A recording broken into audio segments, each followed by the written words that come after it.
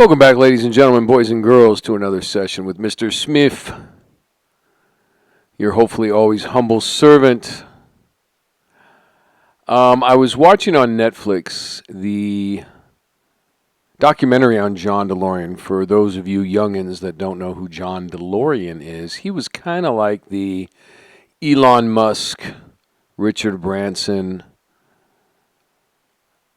Jeff Bezos of the 1970s and early 80s. He started it. Well, you can watch the documentary. It's really good, actually.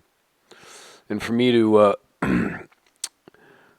praise anything on Netflix or television movies in general, I think it's pretty good.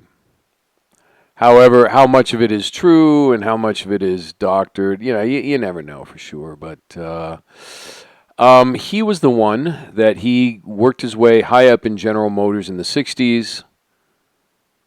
And he became, a big high mucky muck at General Motors in the 60s, which was, a big, big deal back then. And then he went his own way in the 1970s, and he invented the DeLorean car. That's the car you see in the original Back to the Future movie. And, they go through all his whole thing, and, but so keep in mind he was like the Elon Musk of the day, right? So here, they're showing this documentary, and they put this picture while they're doing the documentary of him sitting in his office, either his home office or his office somewhere else. And look at the picture right above his legs.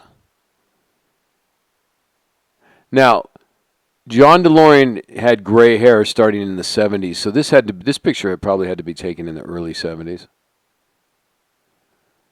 And I just look at that picture above the legs. That looks like some dude straight out of a leather bar in, certain neighborhoods, if you know what I mean. And John DeLorean was married twice to women. It's just got to make you wonder why they would put that picture there, or why he would have that picture in his office. And whoever took this picture, television is psychological warfare. I wonder if they put that picture there. They purposely wanted it there, to kind of promote certain things or imply that Mr. DeLorean was into freaky stuff. All right, but let's look at a close-up of this picture, shall we? Let's look at this. He's got the short shorts on, the little neck thingy, little thing.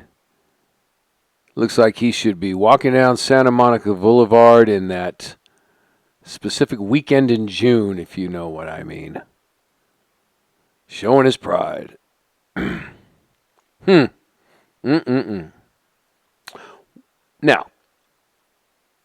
why would John DeLorean put that picture in his office? Why?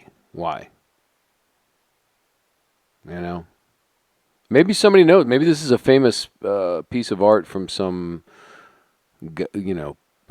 painter. Maybe I'm missing the boat here. If anybody knows, please tell me. But I just found that fascinating, right? And when people watch these documentaries, of course, this picture just gets flashed up there for a few seconds while they're talking about something. But that image will stick in your subconscious, and it has an effect.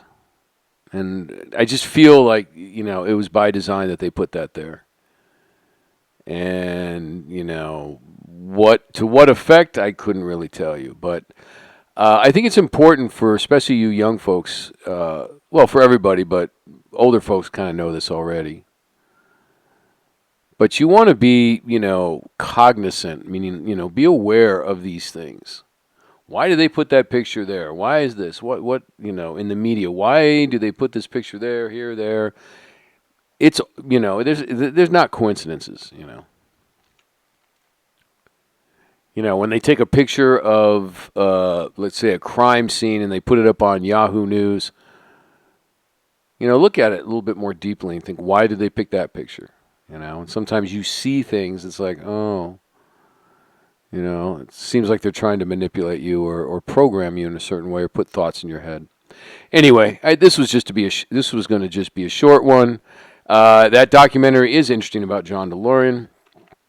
I won't spoil it for those of you that don't know his whole situation. Uh, you know. Anyway, I'm hoping you guys are having a blessed day, and hope hope we're all staying humble. And may the Most High bless you and keep you. We'll see you on the next one.